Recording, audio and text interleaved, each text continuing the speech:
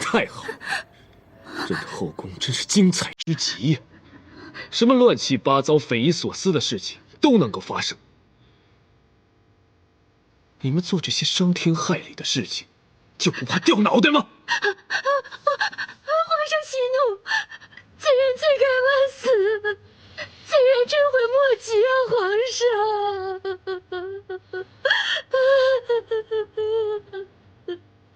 阿琪，你如今知道了简亲王会杀你，你的口供已经记录在案，这对处理简亲王一案十分重要。明日，朕会在太和殿召开议政会议，要当场定简亲王的罪。你愿意到殿作证吗？皇上，罪人愿意。好。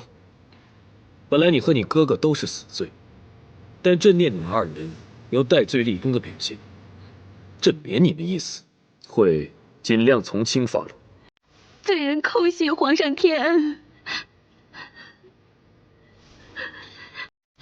好了，朕是时候该去看望那位了不起的皇贵妃了。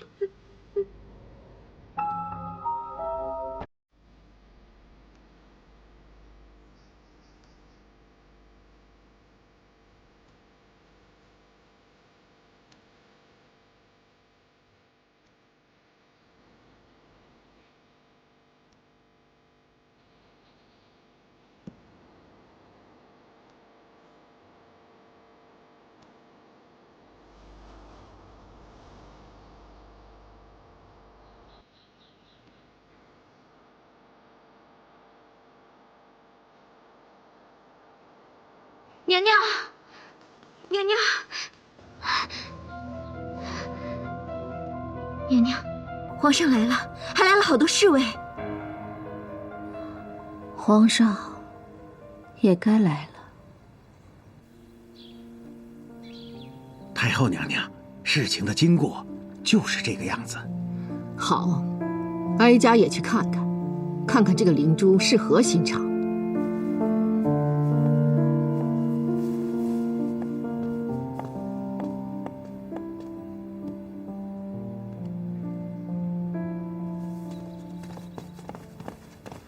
来人，把他拿下！慢着！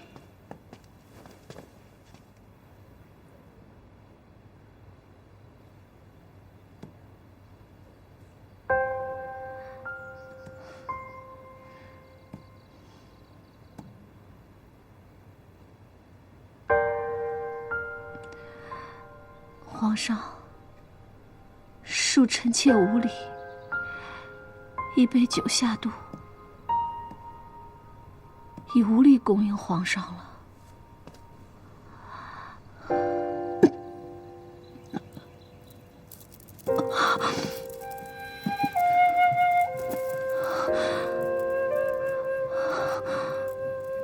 皇上，臣妾最多还有半个时辰，有什么话，您快说吧。灵珠，你做了太多不可饶恕的坏事，你能有今日是你咎由自取。可是朕不明白，你竟有杀朕之心。你是朕爱的女人。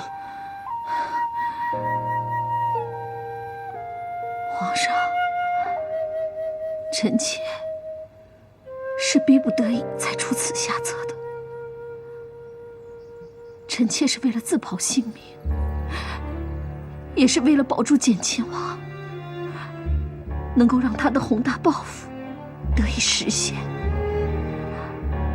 皇上，臣妾这么做是你逼的。谁？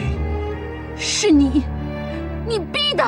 你说是朕逼的你？你害果真，害索尔纳，害小婉，这都是朕逼的。嫉妒，他要杀洪承超，还有鳌拜，他还要杀朕，这也是朕逼的吗？你这个愚蠢的女人！朕告诉你，你们这么做，都是因为你跟嫉妒的野心，因为你们的狂妄，才会造成了今天这个局面。不错，臣妾是有野心，灵珠天生丽质，出身高贵，后宫的女人没有人能够比得上我。皇后的位子应该属于我，也只能属于我。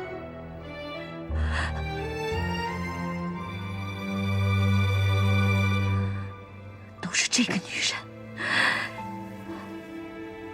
人，这个皇上最爱的汉人女子。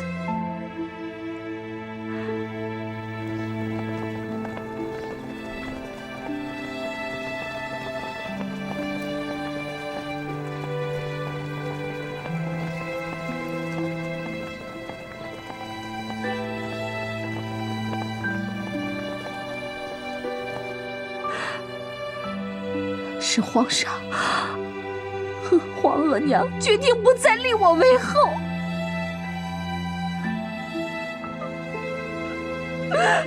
就连我这个皇贵妃位，也是那一日说没就没了。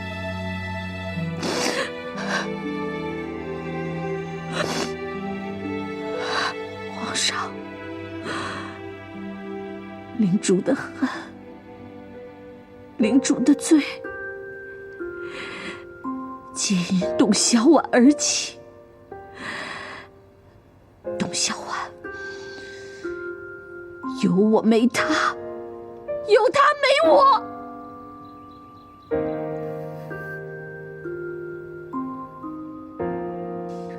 如今我灵珠败了，那就一杯毒酒穿肠过吧。你错了，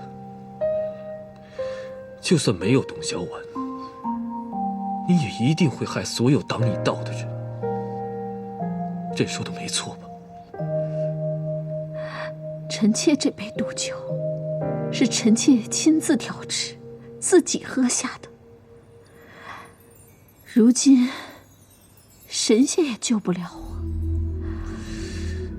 当然，皇上，你也一定不会救我。这个结局，正合圣意。好，既然你至今仍无悔改之意，朕不救你。灵珠，朕成全你。太后娘娘驾到！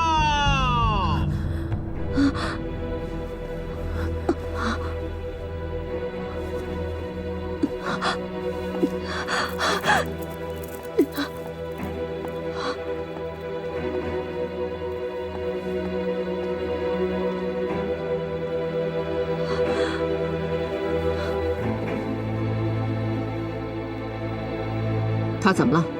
回皇娘，灵珠已自饮毒酒。臣妾还有一句话要说。臣妾在最后时刻能够看见皇额娘，看见臣妾一生最敬仰、最想效仿的皇额娘，臣妾知足了。灵珠，哀家就同你说几句话，让你走得更明白。你说你最敬仰哀家，想成为哀家这样的人，你错了，你和哀家不一样。不错，你美丽聪慧，但心机太重。如果要斗心智、斗狠毒，后宫这些姐妹都斗不过你。但你没有女人必备的人善，因此你什么坏事都做得出来。所以你有今日的结局，也是自找的。皇上这样说，皇娘，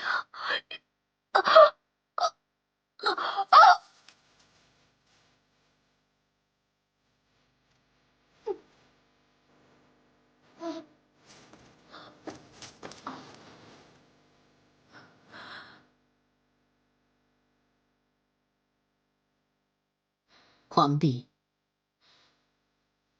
就当灵珠是病重而亡，他的恶行就不必对外公示了。他的葬礼还是按皇贵妃的规制来办吧。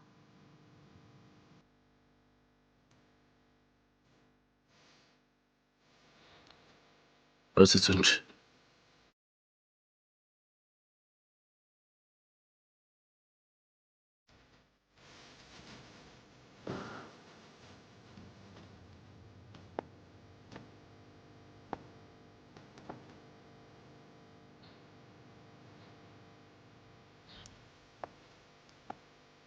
皇上，皇额娘的心真是宽厚仁善。方才我看见皇额娘眼里闪着泪光。这些事的确让人难过。亲眼看着一个人死去，实在让人难受啊。小婉，别难受了。灵珠这是罪有应得，这是他自己的选择，别想他了。明日议政会议，朕要钦定简亲王的死罪。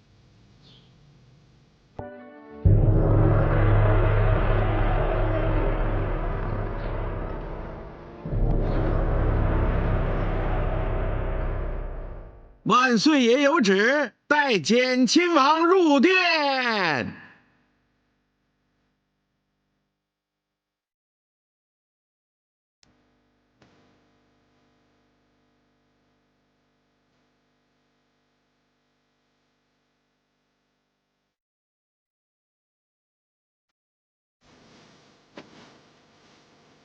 吾皇万岁万岁万万岁！起来吧。谢皇上。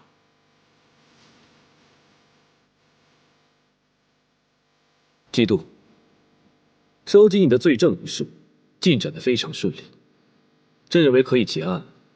朕现在问你，对你企图行刺朕的指控，你认罪吗？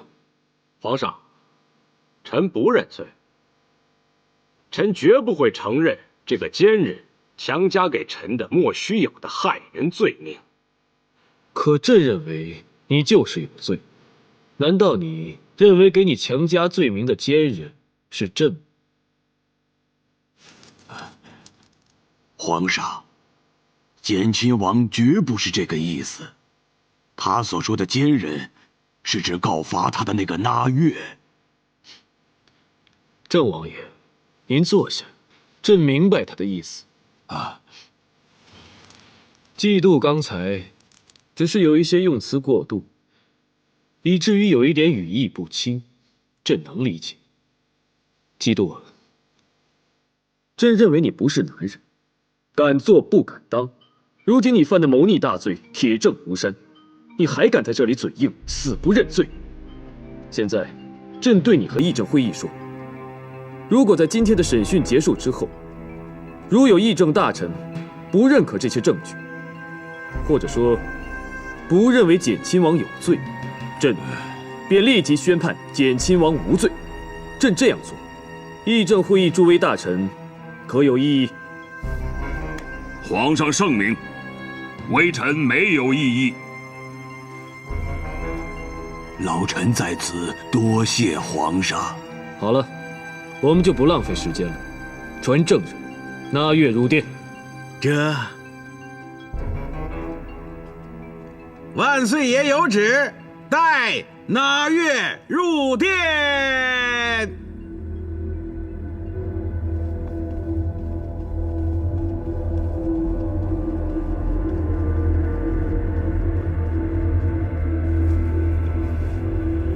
罪臣那月叩见皇上。那月抬起头来，将供词一一道来。回皇上话，罪臣训练武士，是奉了简亲王的命令，刺杀洪大人和敖大人。简亲王说洪大人和敖大人是皇上身边的奸臣，是朝廷的祸害。杀了洪大人和敖大人，是对皇上尽忠。罪臣是上了简亲王的当。皇上，各位大人，罪臣所述句句属实。好，把那月带下去。走。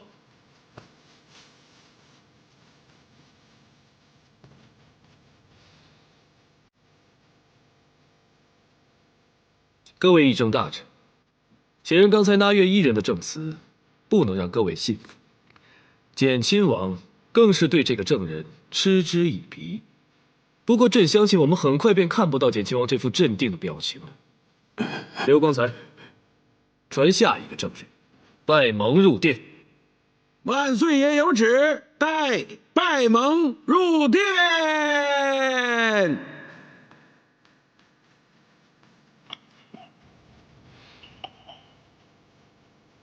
罪臣拜蒙，叩见皇上。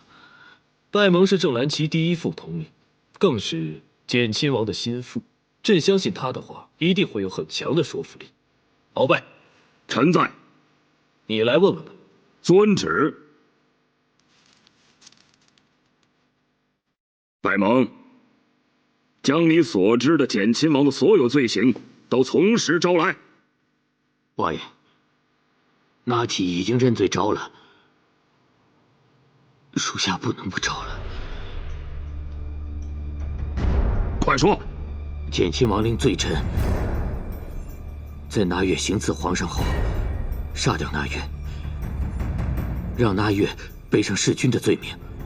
若行刺不利，罪臣和简亲王将率精兵杀掉皇上，然后照样杀死那月，将罪名让那月背上。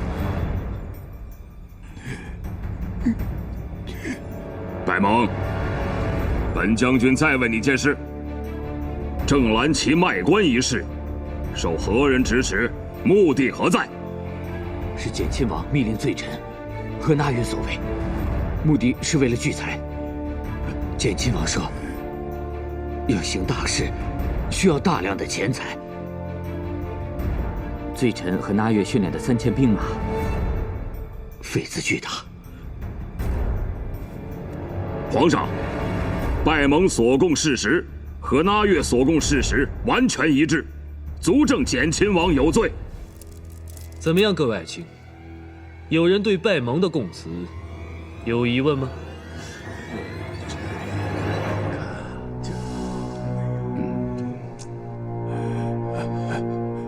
好，将拜蒙带下去吧。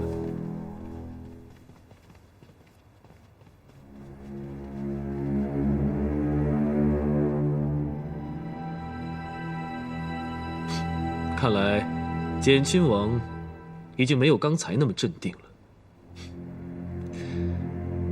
朕知道，各位大人定想知道一个最重要的证词，就是那奇的。不过，朕在传他入殿之前，想先传另一个证人入殿。此人，就是朕的贤妃。贤妃虽是后宫之人，但贤妃知道的事情有很多都与简亲王有关。朕认为他是一个很重要的证人。传贤妃。万岁爷有旨，带贤妃进殿。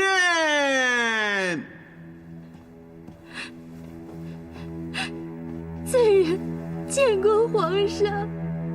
贤妃从实招来。皇上，罪人确实跟灵珠一起做了伤天害理的事情。罪人与灵珠谋害过德妃和三阿哥。那琪当初逃出宫去，也是罪人报的喜呀，皇上。这灵珠还让罪人带4个字给那琪，说是什么破釜沉舟，让他告诉嫉妒。罪人后来才知道，这4字的意思，原来竟然是让嫉妒兴兵谋反，刺杀皇上。天呀！好了，朕知道了，把贤妃先带下去吧。皇上饶命！带下去。皇上饶命啊！皇上！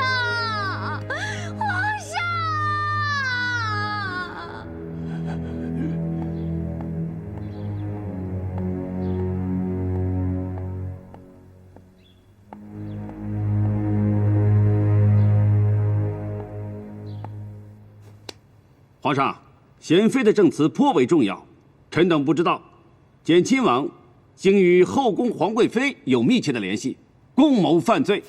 皇贵妃已经服毒自尽，且死前还要用计害贤妃和纳琪，真是惊心动魄。这后宫的风浪不比前庭小啊！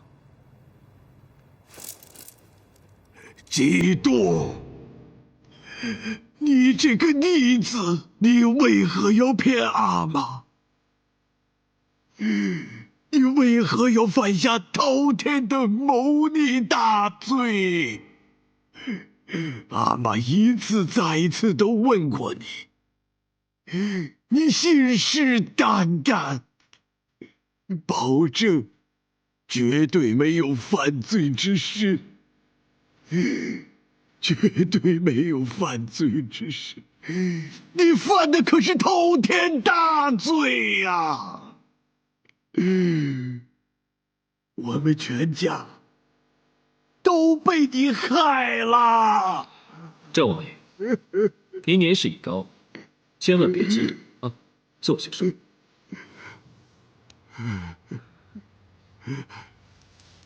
各位是不是想听到简亲王的女人拉齐的证词？刘光才，奴才在。皇上，臣认罪。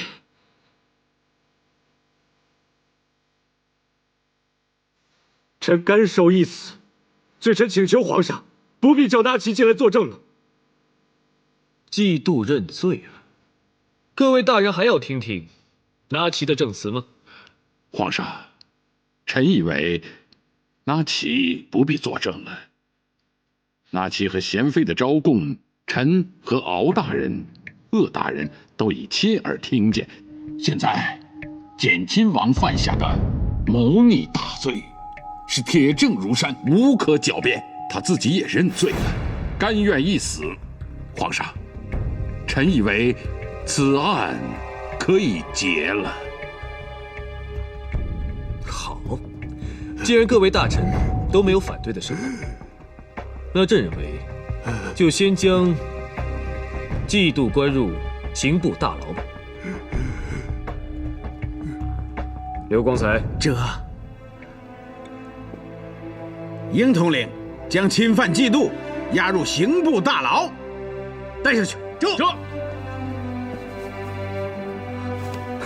皇上，罪臣对天发誓，罪臣所犯所有的罪行与罪臣阿玛毫无干系，罪臣阿玛毫不知情啊！皇上，这个朕相信，你放心，朕不会将你的罪算在你阿玛头上的。罪臣谢皇上。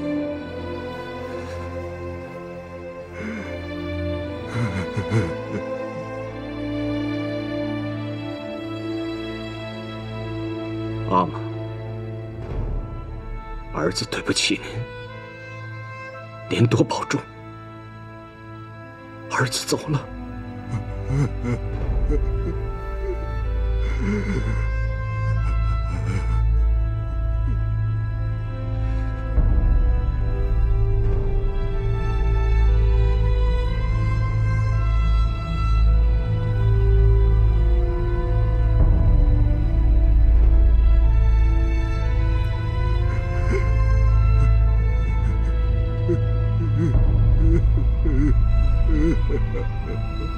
今日审讯结束，各位议政大臣没有一点疑问，朕甚为高兴。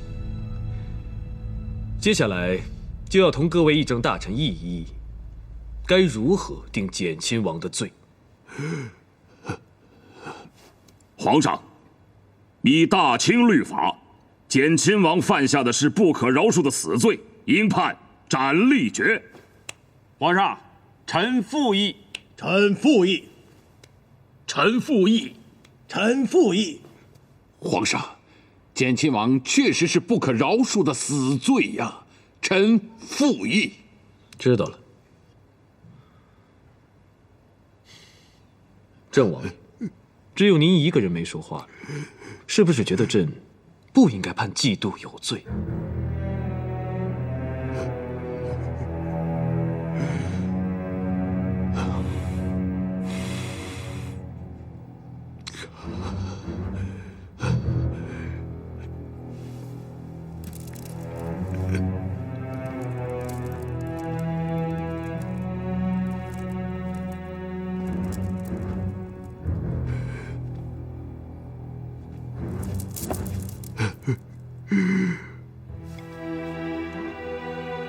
皇上，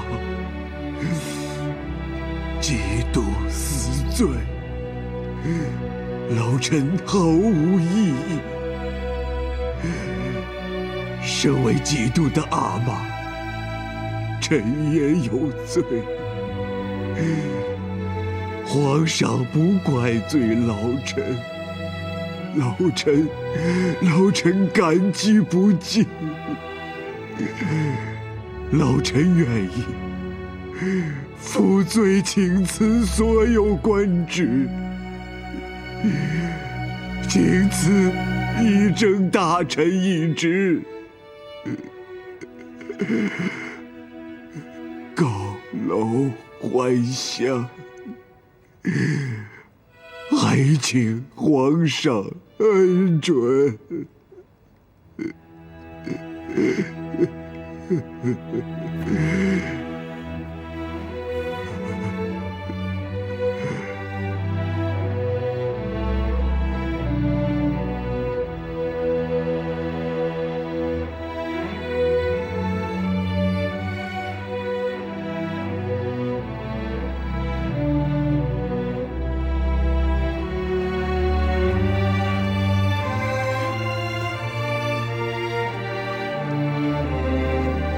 洪大人好。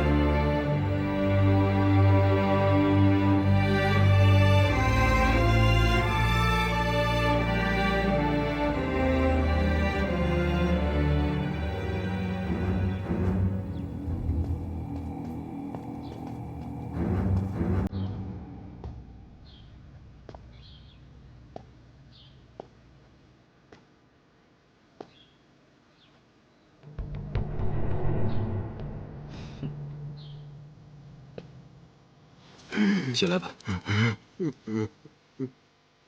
谢皇上。郑王爷，您乃大清的3朝元老，对大清有着重大的贡献。您只是教子无方，但远不至于告老还乡。朕先罢免你的首席议政大臣之位，其他的一切都不懂。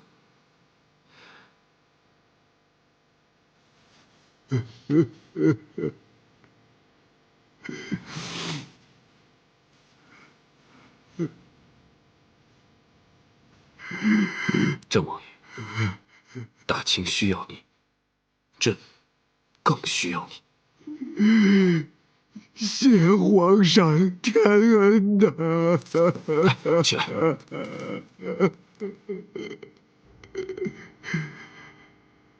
老臣定当为皇上和大清鞠躬尽瘁，死而后已。好。刘公子，赐座。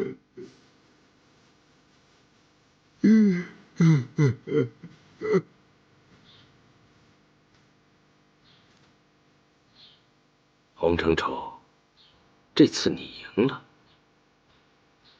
你马上就要上殿，取代本王的位置。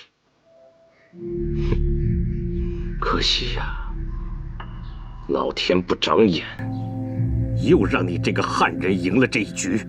基督啊，不是我洪承畴赢了，是你自取灭亡。当今皇上乃是真龙天子，上天佑我大清，佑我皇上，上天要灭你嫉妒啊！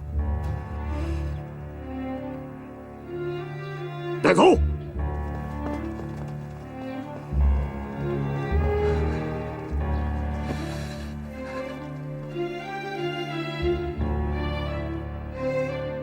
嫉妒一案，鳌拜立了大功，朕决定任命鳌拜为首席议政大臣，不知道各位意下如何？皇上圣明。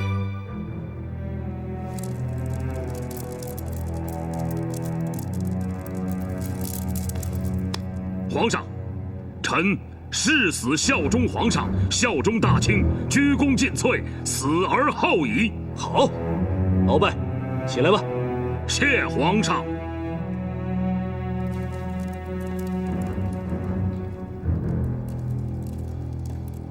诸位爱卿都坐吧。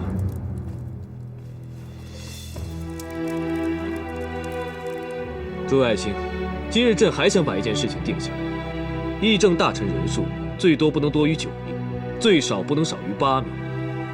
但如今，议政会议只有7名大臣，还少1名。朕想立即将这空位补上。朕提议让洪承畴重新补位议政会议。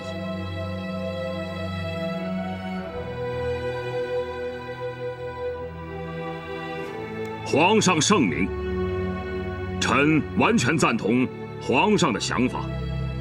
减亲王一案已充分说明，洪大人对皇上、对大清是无限的忠诚。他对大清所做的贡献，在座诸位都是有目共睹的。说得好。既然诸位爱卿都没有表示异议，那朕便宣洪承畴进殿了。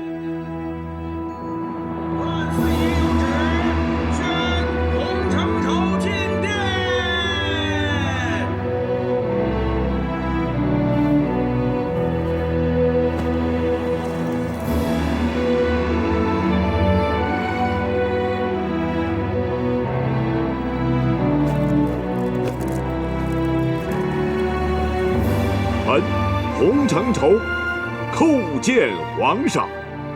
洪大人请起。谢皇上。欢迎洪大人重归议政会议。坐。谢皇上。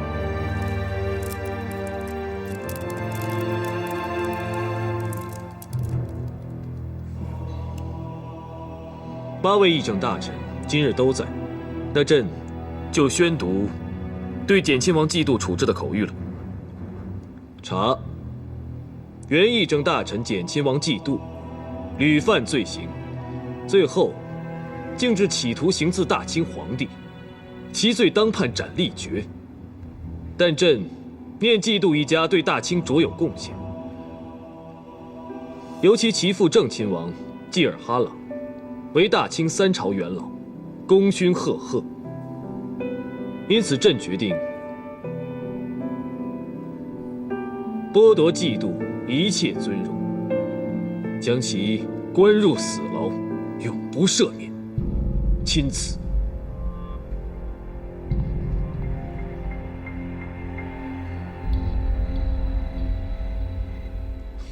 嫉妒顺利定罪，洪师傅也回到了议政会议。鳌拜被立为首席议政大臣，往后啊，议政会议再也不会与朕作对了。皇上可真是仁慈啊！以嫉妒的罪行，应当斩立决，可皇上却饶他一命。嫉妒现在肯定希望朕立刻杀了他，但朕之所以没有立刻下旨斩他的人头，是因为朕还是看在嫉妒一家对我大清有贡献。皇上，皇上放了嫉妒一马，我想皇上此举一定会更得人心。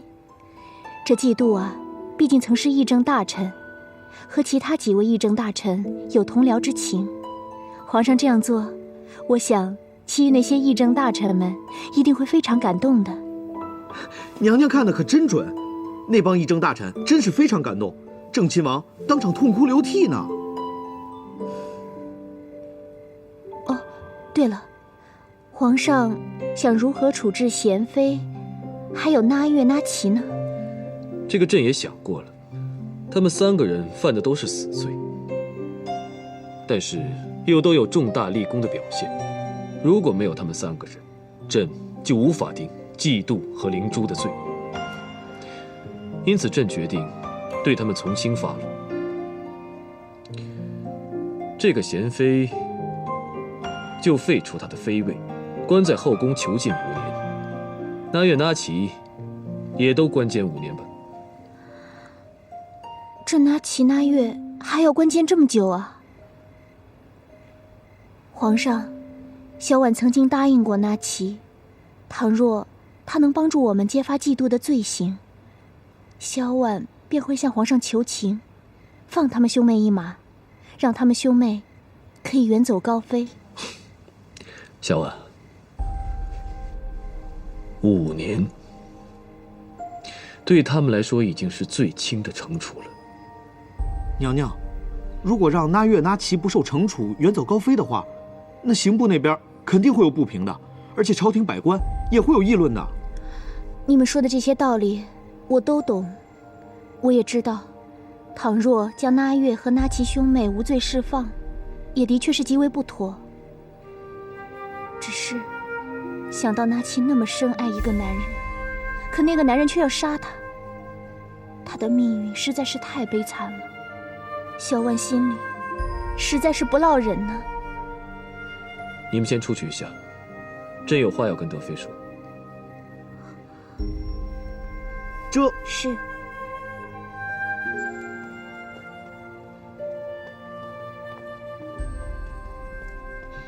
小婉，朕说句心里话，那岐那月兄妹要被关上5年，朕心里也有所不忍。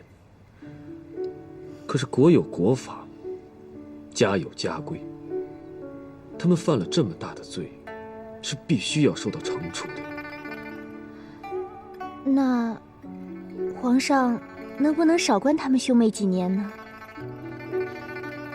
这倒可以，朕可以给刑部一个旨意，其实也别关那么久了，最多3个月，他们就可以获得自由了。3个月，那岐兄妹就可以无罪释放？皇上这是何意啊？因为在3个月之内，朕就要大赦天下。小婉知道，这大赦天下一定要是皇上或者朝廷中有什么重大抉择，或者是喜事才可以啊。没错，比如朕登基，或是圣寿的大树纪念日，比如皇太后的大树寿辰，就可以大赦天下，显示皇恩浩荡。可是，据小婉所知，3个月之内，皇上所说的大事喜事，是一件都没有啊。会有的，到时候你就知道了。朕让英格尔和寇寇出去，是因为大赦天下这种事是不能预先昭告过人的，因此你也不可以告诉任何人，包括寇寇，明白吗？皇上放心吧，这个秘密啊，小婉一定不会告诉任何人。小婉想，那岐兄妹可以获得自由，真是太好了。小婉真心为他们兄妹高兴。到时候，贤妃也可以开始，灵珠的侍女珠儿也可以开始。皇上，小婉真没想到，最近会发生那么多事。小婉心里真难受极了。你说宫中怎么会有这么多可怕的事呢？小婉真不适应待在宫里。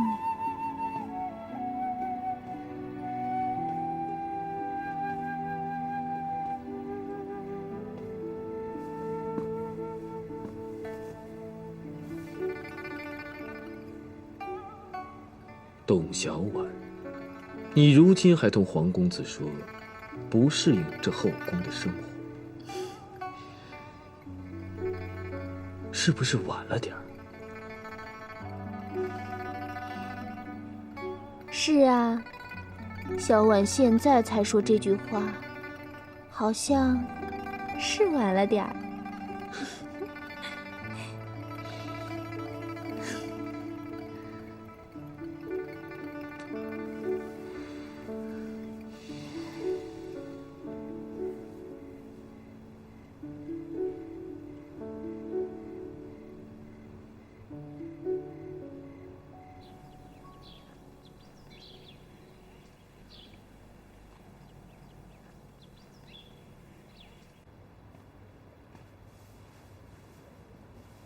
嫉妒一案，皇帝处理得甚为妥当，额娘非常高兴。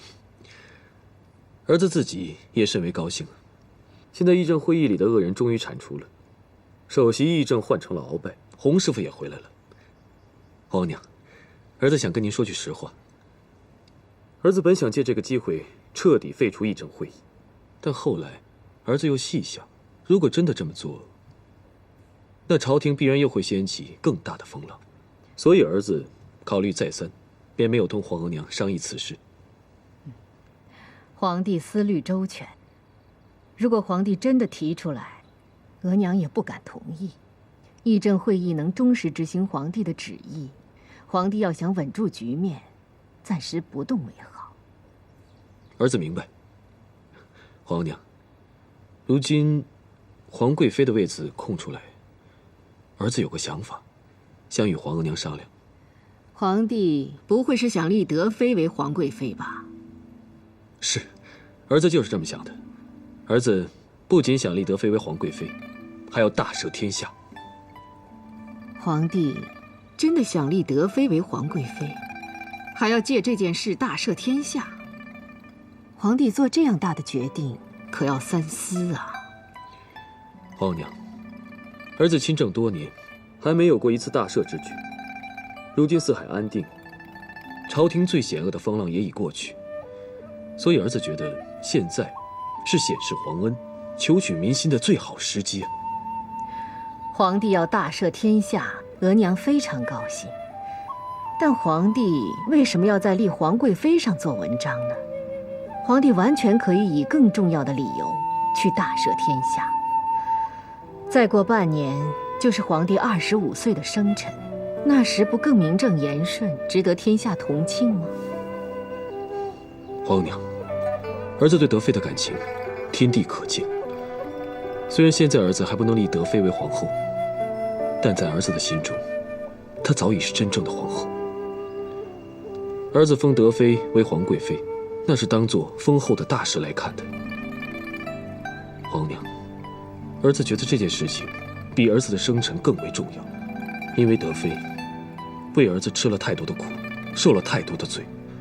皇额娘现在不是也十分疼爱德妃吗？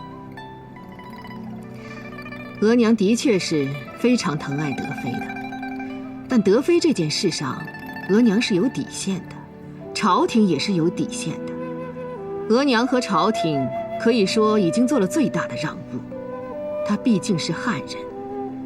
皇帝，你为何要将之前谈好的底线打破呢？这说来说去，不还是说到满汉是否真是一家之事了？满汉一家，额娘会支持皇帝，但一家人里也有主次之分呐。这个界限，皇帝你千万不要忘记。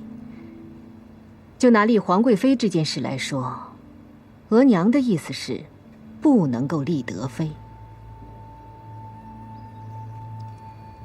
冯太医怎么样啊？是格格还是阿哥？娘娘，是个格格。怎么又是格格？怎么就没有怀上阿哥呢？娘娘，格格也是宝啊，皇上不偏心，皇上也喜欢格格，尤其是贵妃娘娘生下的格格，皇上定会格外珍爱。你这是在宽本宫的心。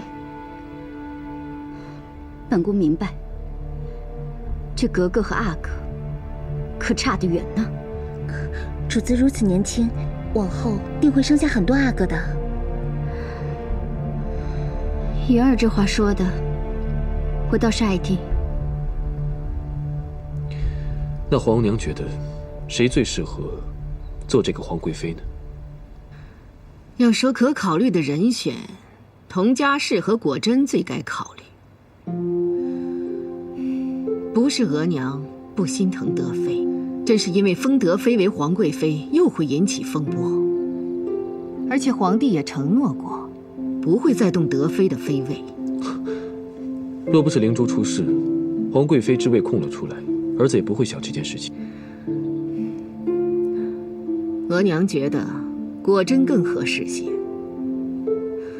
后宫最忌讳的就是皇妃有野心，有野心便想算计别人、陷害别人。这两个人都无野心，但似乎果真更为可爱，皇帝也更加喜欢果真吧。如果佟佳氏跟果真相比，确实是果真更适合一些。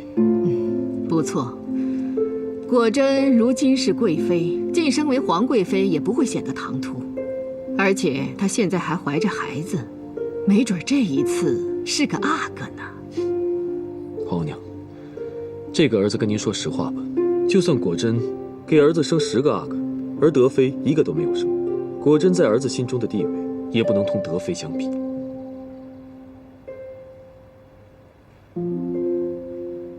立皇贵妃这件事，也要听听皇后的意思。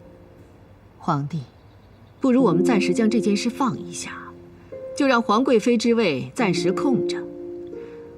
等我们2个人想法一致的时候再说吧。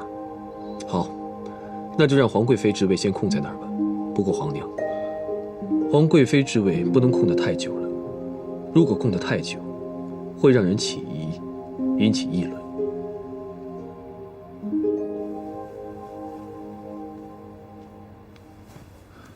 卑职要恭贺娘娘，娘娘荣升皇贵妃，当是指日可待了。云儿也恭贺主子，大家都在说主子这次定会晋升为皇贵妃，谁也争不过主子。要说这件事情呢，本宫啊是大有希望。皇后娘娘告诉过本宫，估计呀是已经探听过皇额娘的意思了。太后娘娘、皇后娘娘都赞同贵妃娘娘升位，那这事儿便是板上钉钉了。妹妹，你肚子里的孩子最近如何啊？妹妹今天过来看姐姐，也正要告诉姐姐这事儿。冯太医确诊了，说是个格格。妹妹怕她验的不准，还让冯太医去请金太医过来验。可金太医也说是个格格。看来妹妹只有怀格格的命了。妹妹怎么这么想啊？格格也是个宝啊，也是件大喜事啊。先生个格格，然后再生个阿哥。姐姐恭喜妹妹。妹妹还要恭喜姐姐呢。妹妹恭喜姐姐？姐姐有什么喜事啊？姐姐你想呢？这灵珠死了，皇贵妃之位就空出来了。那接下来荣升皇贵妃之位的人肯定是姐姐，所以妹妹当然要恭喜姐姐了。妹妹怎么会如此想啊？姐姐有什么资格被封为皇贵妃呢？皇帝没必要不高兴，如今形势大好，皇帝想废除3法的愿望也不会有太大的阻力。皇额娘，儿子多谢皇额娘能够支持儿子废除3法，儿子会在大赦天下的同时，下旨宣布废除3法，让普天同庆，民众欢腾。好主意呀！找一个好理由，大赦天下的同时宣布废除3法，那我大清人口最多的汉族百姓真的会非常高兴。可儿子提出了一个理由，皇娘不赞同啊。哎呀，皇帝，我们不是刚说好先不提那件事吗？额娘跟你说另外一件事，近来前庭后宫腥风血雨，气氛实在是令人压抑。咱们要不要弄点喜庆之事，冲一冲这股污水晦气呢？这事儿啊，儿子跟皇娘想到一块儿去了。儿子正有此意，儿子已经想好了一个主意，正想跟皇娘说呢。你说说看。儿子想给英格尔和扣扣指婚。皇娘说这事算不算大喜事儿？算不算好事？好啊，英格尔和扣扣可不是小人物。一个是皇帝的侍卫统领，和皇帝有兄弟之情；一个是德妃的侍女，和德妃情同姐妹。皇帝跟德妃一定是商议过，要亲自给他们指婚吧？皇娘圣明。这事儿，朕跟德妃确实商议过了，这便好了。既然皇娘你也同意，此事就这么定了。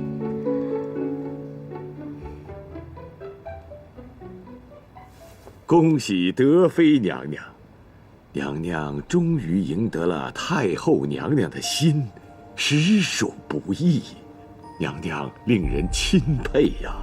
洪师傅能重回议政会议，小婉也真心为洪师傅高兴啊。啊，这些都是皇上的恩赏。如今皇上已经掌控了议政会议和朝廷，随时可以将三法废除。在这件事上面，娘娘功不可没呀。是洪师傅功不可没，洪师傅在关键时刻总能帮上皇上不少忙。好了，你们两个说完没有啊？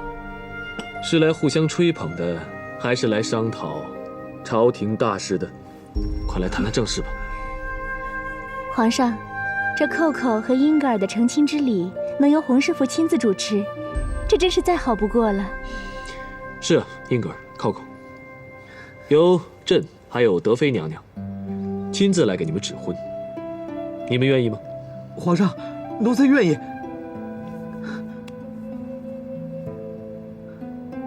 奴才早决定了。皇上，寇寇还不想成家，寇寇要是成了家，就不能陪在姐姐身边服侍姐姐了。寇寇绝对不离开姐姐。寇寇，姐姐不是跟你说过了吗？你成了亲，还是住在宫中，你可以随时以妹妹的身份来看望姐姐。那不同的，寇寇不是姐姐身边的人了，就不能随时来看姐姐了。兰贵妃和姐姐关系那么好，还只能10天半个月才能看姐姐一次。寇寇求皇上和姐姐不要给寇寇指婚，待寇寇服侍姐姐1年以后再说吧。你这丫头，怎么这么不听话啊？起来吧。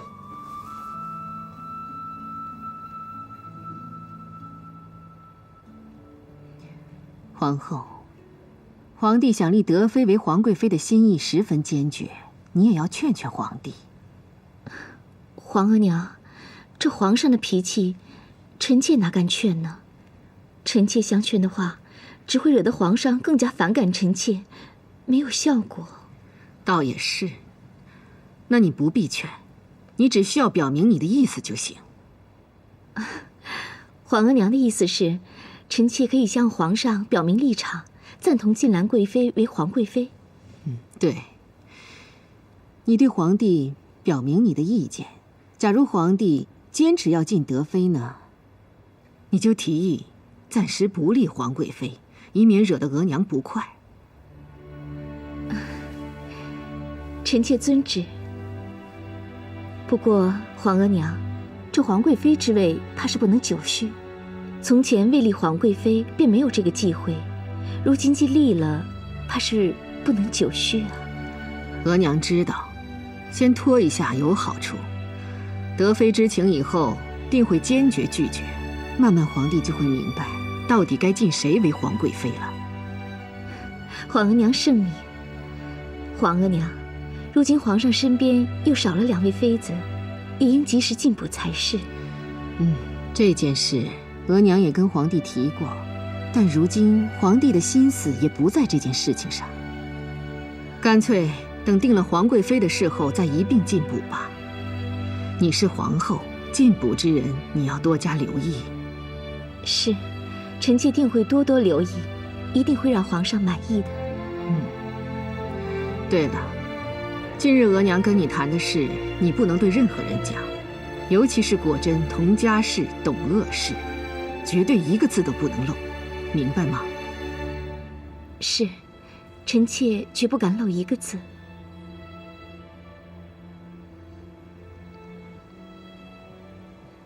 寇寇，朕与德妃娘娘亲自为你们指婚，可你竟然不领情，你还想再等1年？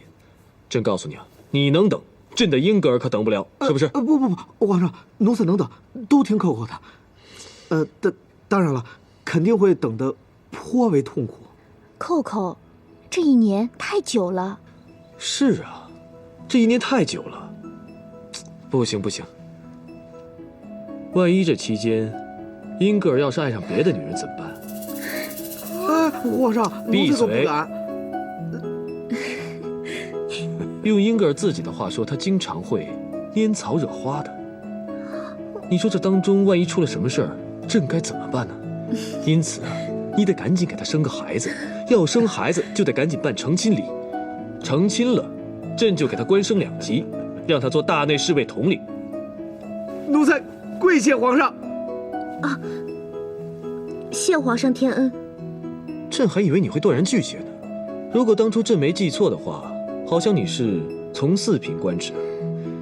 朕当初要升你的职，你是掏心掏肺的说，什么英格尔只想做皇上的侍卫统领，时刻保护皇上。英格尔什么官职都不要。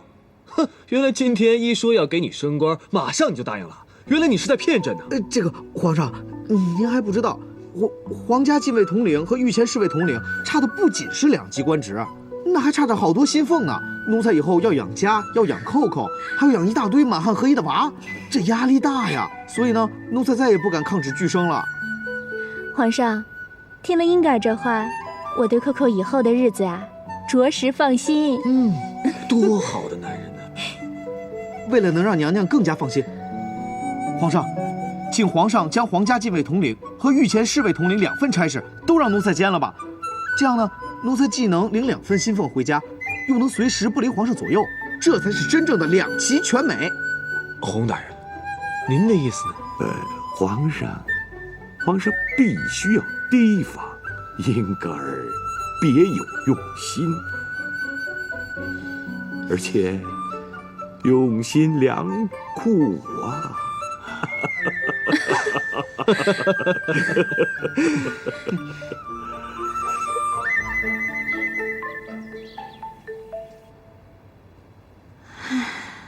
如今，本宫的死敌灵珠死了，他的心腹娴妃也完蛋了。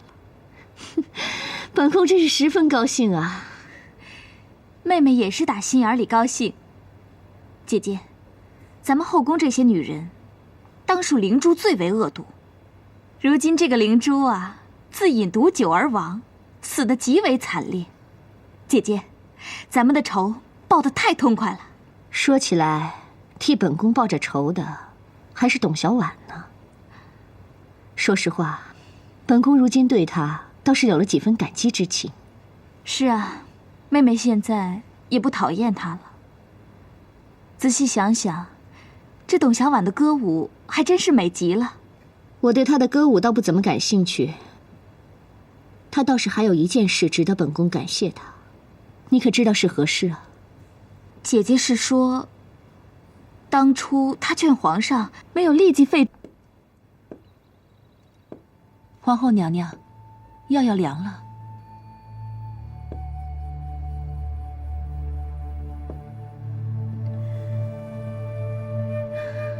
拿过来吧。是。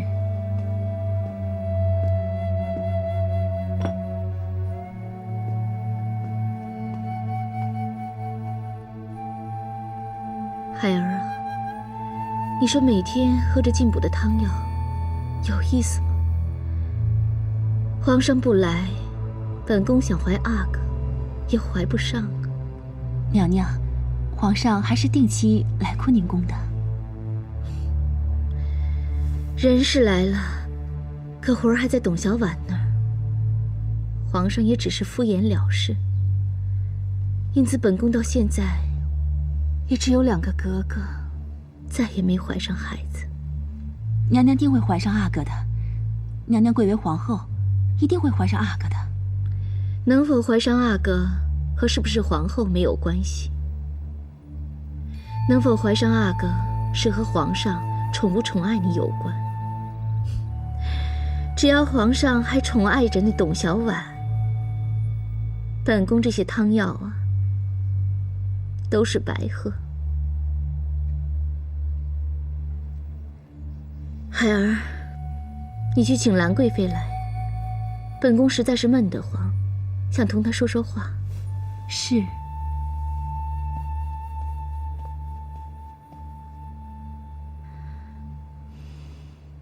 淑妃，本宫想帮董小宛。姐姐想帮董小宛，帮她什么？本宫敢肯定，皇后定是要对董小宛下手。董小宛一直认为皇后是好人，她并不知道皇后有多厉害。若是皇后要对她下手，定能让董小宛死无葬身之地。是啊，多娜藏得极深，如今她又贵为皇后，她要是想整谁，怕是谁也逃不掉。再说了，多娜用毒蝴蝶害果真之事，至今都无人知晓，都倒是灵珠和姐姐所为呢。不过她还不知道，本宫如今已经看穿了她。本宫不只是想帮董小宛，更是想借董小宛的聪明和智慧，将这个偷窃本宫后位的贱人打翻在地，让她原形毕露。那妹妹还是有些不解，姐姐，你帮了这董小宛，让她去扳倒皇后，那这董小宛以后在后宫的势力不就更大了？姐姐难道是想帮着董小宛当上皇后啊？本宫还真希望她能当这个皇后，只可惜她当不了，永远都当不了。她是个汉人，皇额娘是绝对不会同意的，朝廷和议政会议也是绝对不会答应的。那姐姐是想帮兰贵妃和荣贵妃，还是说姐姐还想着要自己复位？本宫可不指望能够复位，这最好的结局，也就是能给本宫一个皇贵妃之位。可是本宫曾经沧海，这皇贵妃对本宫也没什么吸引力了。那姐姐是真想帮兰贵妃或荣贵妃？佟佳氏一定当不了皇后，她最多也就是个皇贵妃的命，且还不一定呢。那姐姐岂不是要帮果真？这个小果真，难不成还要成大气候？没错，这个不起眼的小果真，没准儿便是多娜倒下之后的皇后。姐姐，妹妹不明白，姐姐凭什么要帮果真呢？妹妹，姐姐这样做也是为了我们自己呀。如今多娜这贱人当了皇后，我们在后宫的日子不好过，再加上本宫的脾气又大，日子更不好过。可是这个果真天真单纯，若她当了皇后，咱们肯定不会被她抓到把柄。如果她知恩图报，那么今后定会对我们言听计从。那往后本宫和妹妹岂不是气就顺了？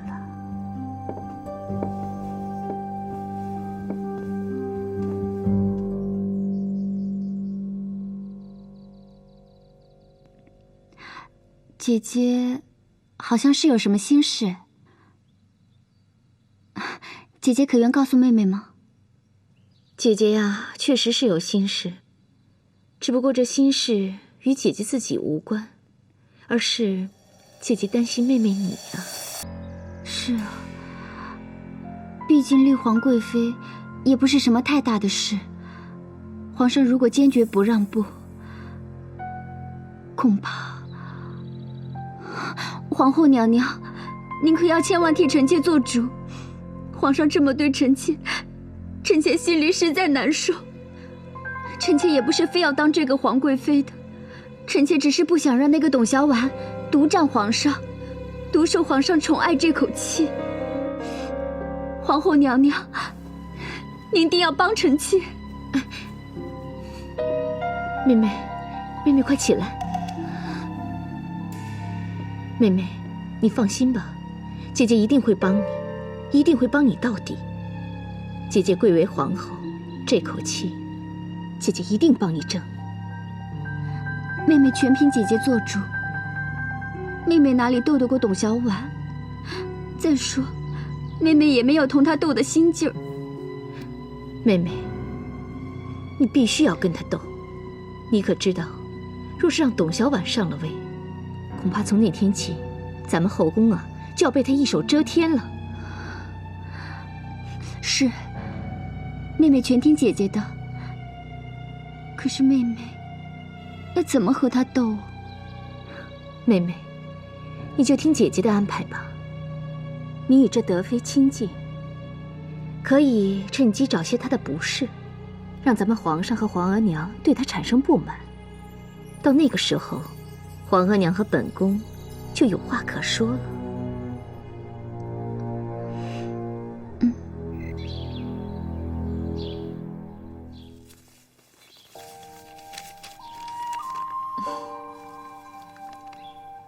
姐姐这般认真写这幅字，是要送给皇上挂在西暖阁吧？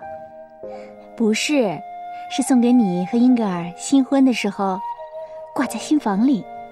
啊，姐姐，英格尔那头蠢牛哪懂得这么高雅的诗句啊？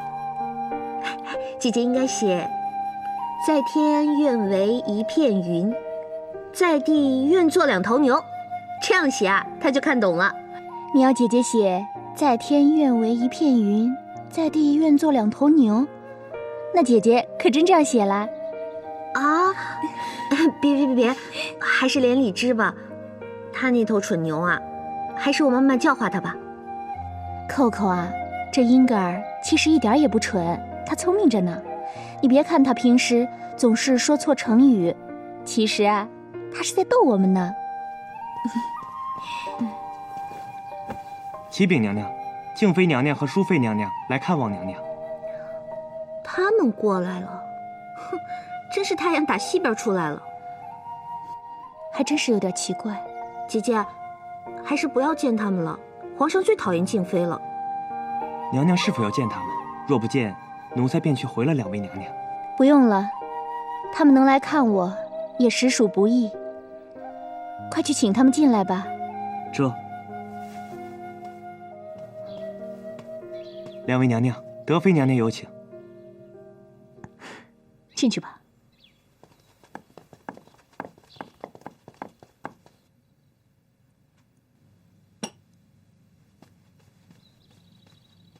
行了，你们先下去吧。是。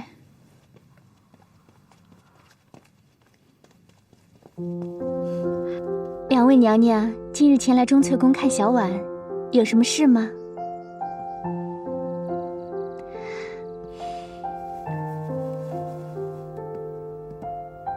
今日，本宫来向德妃娘娘道歉。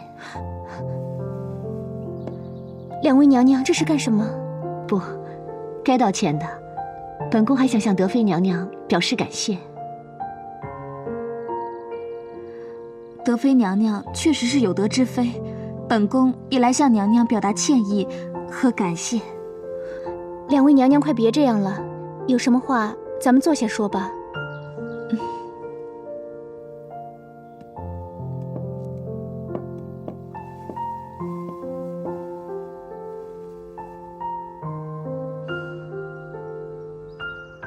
原本还以为啊，德妃娘娘会让我们吃个闭门羹呢，没想到德妃娘娘是个如此大度之人，立即便请我们进来了。看来还是本宫更了解德妃。本宫与淑妃说，德妃是善良之人，绝不会将我们拒之于门外的。她还不信。两位娘娘今天能来看小婉，小婉心里很高兴。这后宫真正的恶人是灵珠，小婉对两位娘娘其实并没有什么恶感。再说，小婉一直希望跟后宫姐妹能和睦相处，所以小婉怎么会将两位娘娘拒之门外呢？德妃娘娘真是明理。本宫从小养尊处优，性格确实有些毛病，本宫也是吃了这性格的亏。不过，本宫与那恶人灵珠绝对是两种人。是啊，德妃娘娘，本宫是最了解静妃娘娘性情的，所以才和静妃娘娘亲如姐妹。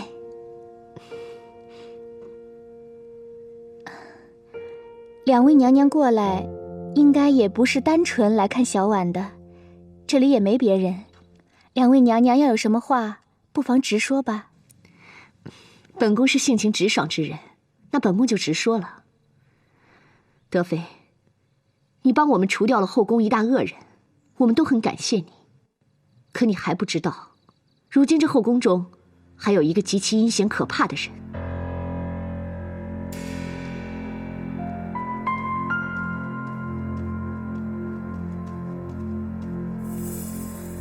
主子，咱们的人看到静妃和淑妃到钟粹宫去了。什么？索尔娜和淑妃去看望董小宛了？真让人难以置信。奴婢一直在想，静妃和淑妃对董小宛到底说了什么？不管他们说了什么，这董小宛全部都会告诉我。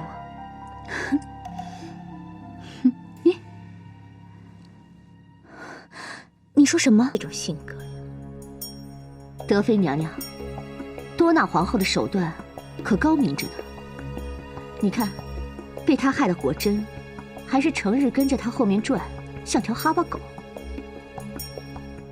如今果真又再次怀上龙嗣，皇后娘娘极有可能再次对果真下手。那两位娘娘怀疑皇后娘娘，可有什么证据吗？若我们有证据，便不会来找你了。你也知道，在后宫，本宫与淑妃都不是受宠得势之人，想要抓住皇后的把柄，恐怕只能靠你了。那既然两位娘娘也没有什么证据，又为什么会怀疑皇后娘娘呢？说实话，这也是本宫的猜测。蝴蝶下毒案到现在也没个结果。不过本宫敢发誓，这件事绝对不是本宫做的，也不是那死去的灵珠所为。可想而知，如今这后宫，还有谁能有这么大的胆量，敢对果真的孩子下手呢？是啊，德妃娘娘，如今这后宫最符合条件的只有多纳皇后。多纳平日里与果真向来要好，她是最了解果真的。可如今多纳已经贵为皇后，自然是不怕有人怀疑。可她生怕果真生下格格后会与她平起平坐，甚至有一天会踩到她头上，就利用我们所有人对果真怀有龙嗣的嫉妒之心，神不知鬼不觉地下了这个毒，不但瞒过了皇上，还瞒过了皇额娘。那两位娘娘的意思是，我们希望你能够帮我们一同找出证据，把多纳这个凶手抓出来。两位娘娘所说的倒也有几分道理。可是多纳皇后一向行事低调，和后宫姐妹相处又十分和睦，而且她和果真的关系最好，所以无论从哪方面都不应该怀疑多纳皇后的。而且小婉觉得，倘若真要怀疑一个人，是需要十分充分的理由的，更何况还是地位尊贵的皇后娘娘，所以小婉恐怕要让两位娘娘失望了。小婉也想奉劝两位娘娘，此事一定要慎重。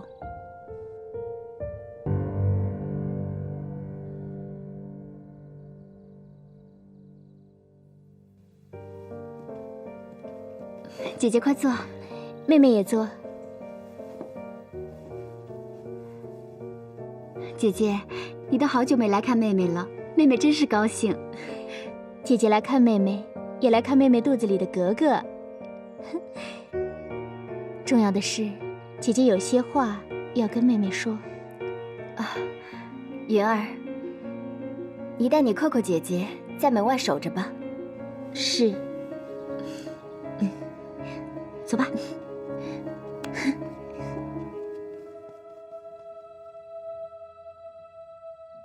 姐姐，你怎么能信静妃的话呢？姐姐，你真是对妹妹太好了。